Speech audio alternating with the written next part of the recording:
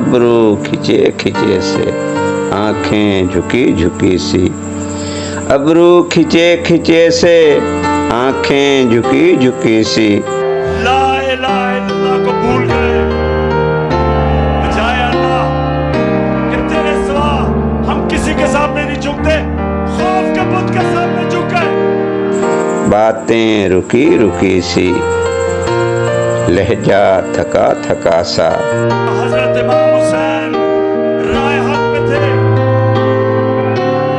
کوفہ کے لوگ جانتے تھے، لیکن یزید کے خوف کی وجہ سے نکلے نہیں، اور اسلام کی تاریخ کا سب سے برا سانحہ ہوا۔